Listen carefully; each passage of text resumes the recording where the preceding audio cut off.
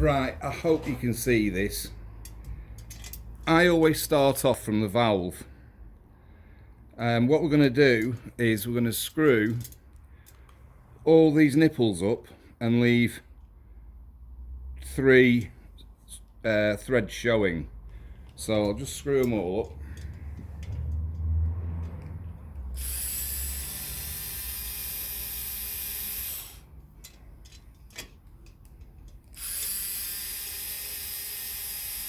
And what this does is it tightens the wheel so it's all even,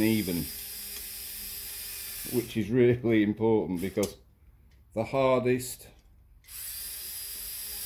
alignment is the up and down, not the side to side. So I'll just carry on and do all this. All the same, there's no thread showing.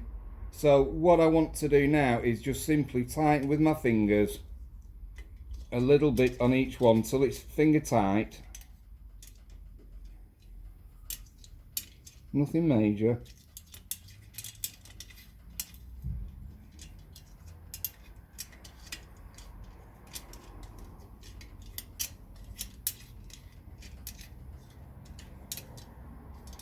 So it's just finger tight.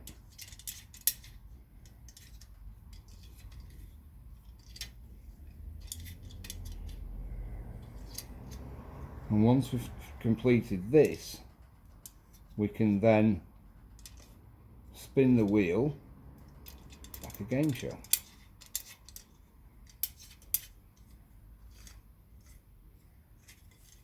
We can spin it, and then that'll give us a clue as to where we need to start.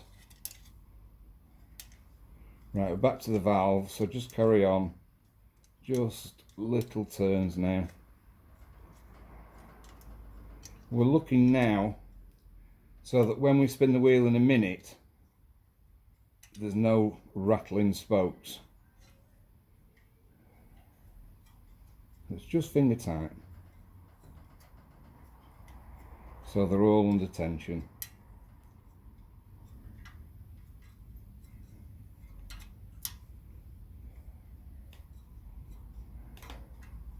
There we go. So now if we spin the wheel,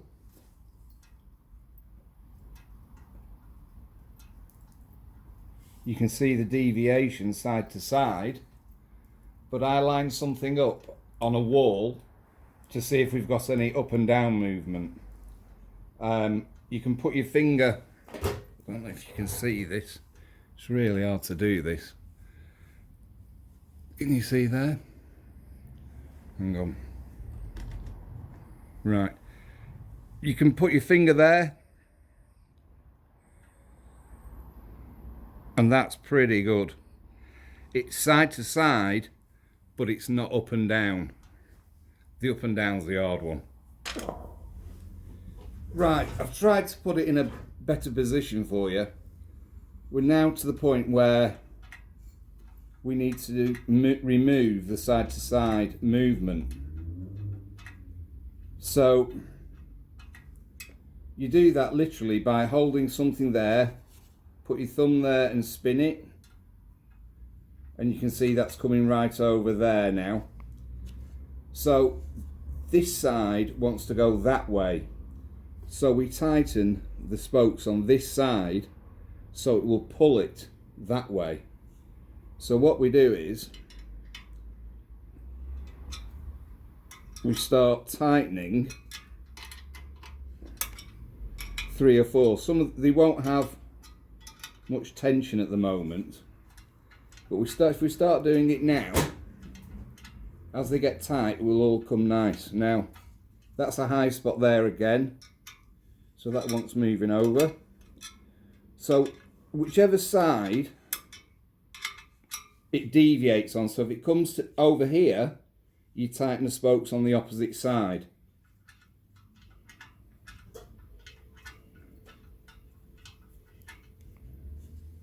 So that's those. So we're just going to do this. I hope you can see this. Put my finger there again. and as it stops, as it hits my finger, I grab the wheel, so that I know I've got to tighten these. This is really hard, trying to do it so you can see.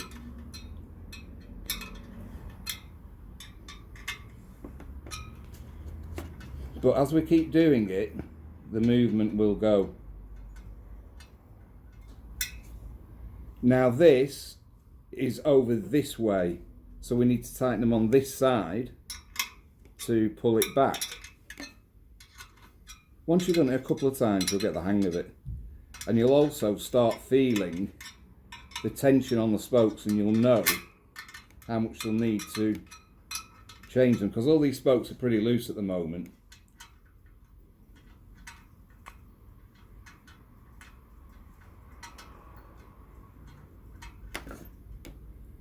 Again, that's that side. There's no tension on these, so I'm just tightening them till I start feeling some tension. And if you've seen those stupid little spoke spanners,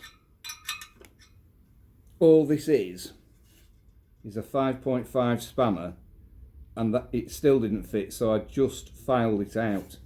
These are so much easier to use. Just a nice little spanner. Right.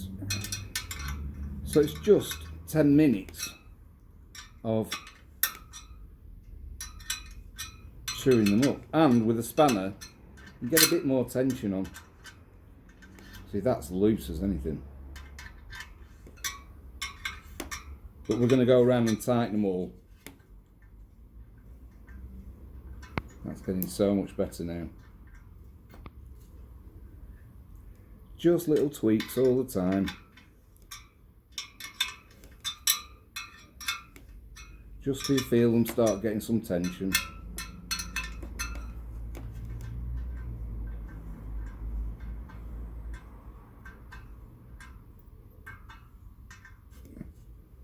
That wants to go over to the opposite way, so we're this wants to go that way now, so we're tightening the spokes on the outside of the wheel, or on this side of the wheel. I think it's easy to do it at this stage than when they're all really tight, because what we're going to do when we've got it running something like true is we're going to go round. See, this one's still loose. We'll go round and just give them all a nip. But if you once you've got it running true, if you give them all a nip, so you can feel it in your fingers, the correct tension. That's getting really good now. If I hold this spanner against the rim, you'll hear it.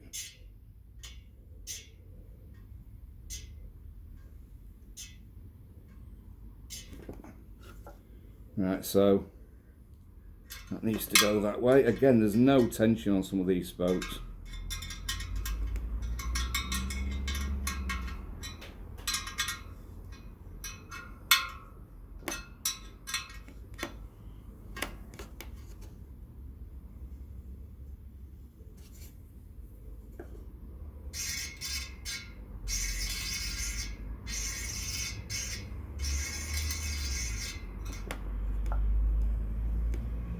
Couple on those.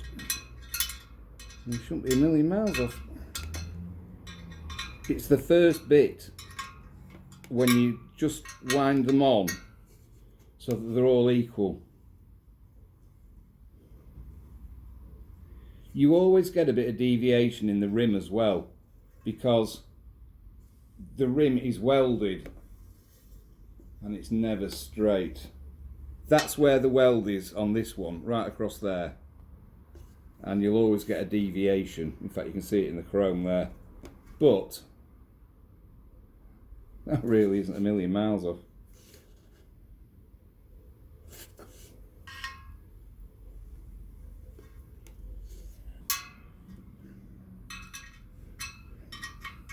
So what we're going to do next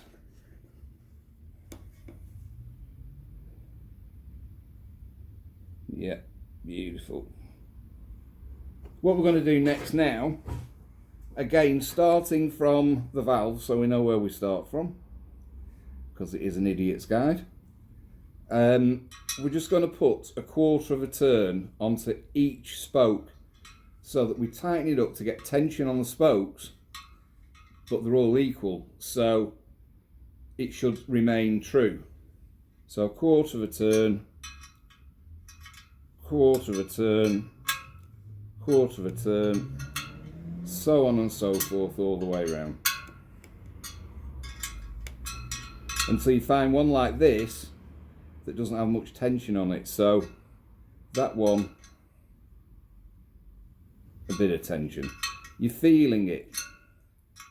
You want them all to have about the same tension.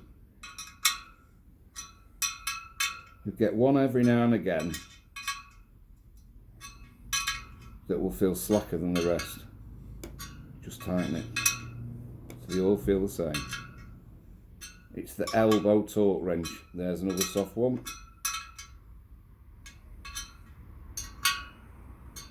That's tight. That's tight.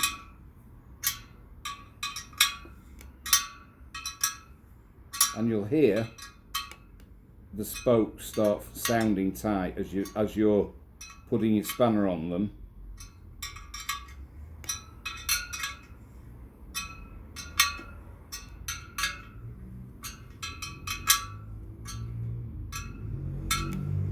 It's not a dull sound anymore, it's a nice ring to it.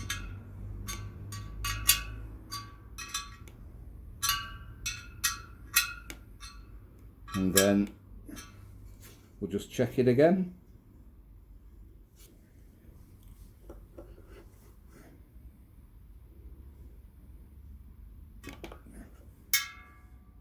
Right, so we just want to give that a tweak. This really is now just dotting the I's, because it's pretty goddamn good, that.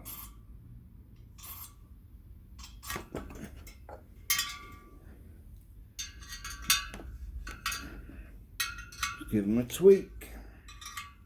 And I say, with a spanner, you can get a bit of pressure on them. Let's push that over there a bit.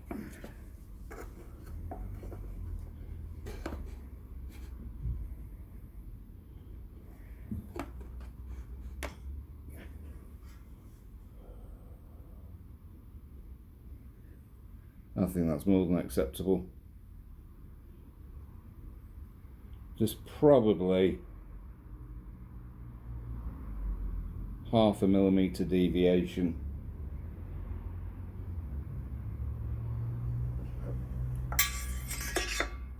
But if I'm being anal about it, which I am,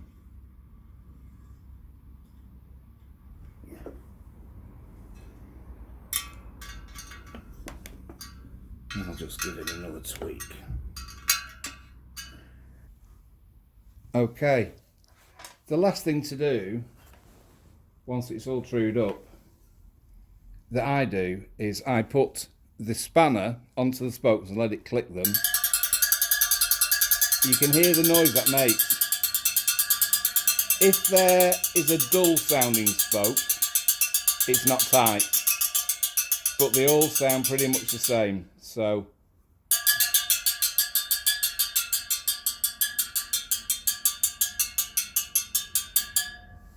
job's a good one.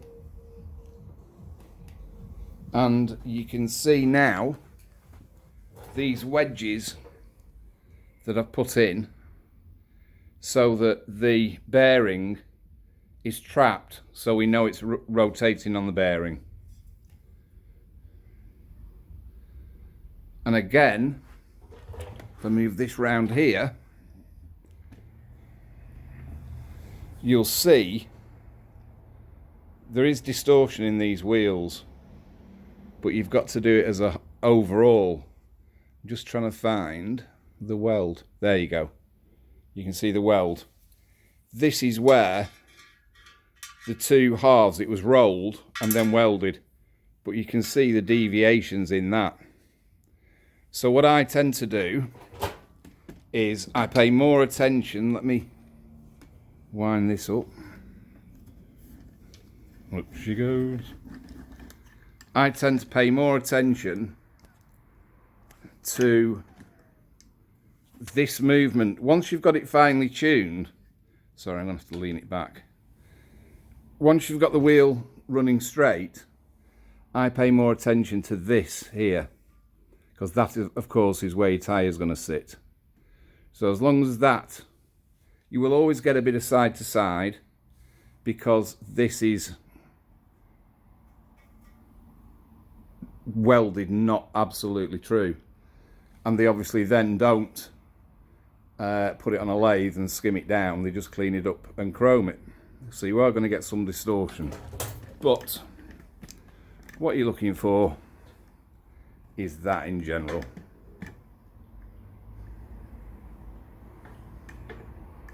And then you repeat that on the rear. Okay, here we have the finished product. Deglazed discs.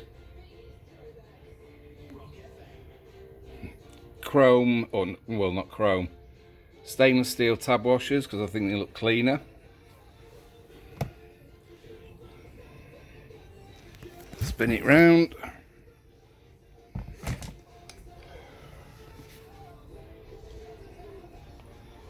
Again, deglazed disc, which is just done with a Scotch-Brite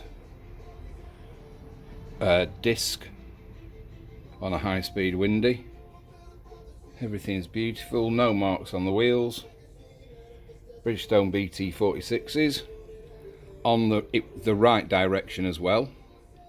Just be careful. I'm lucky I've got a tyre fitting machine here, so I can put them on, but when you go to a tyre garage, make sure that you know which side they're going. This is your speedo drive, that is always on the left hand side of the bike as you sit on it. So if that's on the left, you know that when that's up, it's got to be anti-clockwise. But yeah, I hope that was informative for you. If you enjoy the videos, there'll be a lot more, so just like and subscribe. Thank you.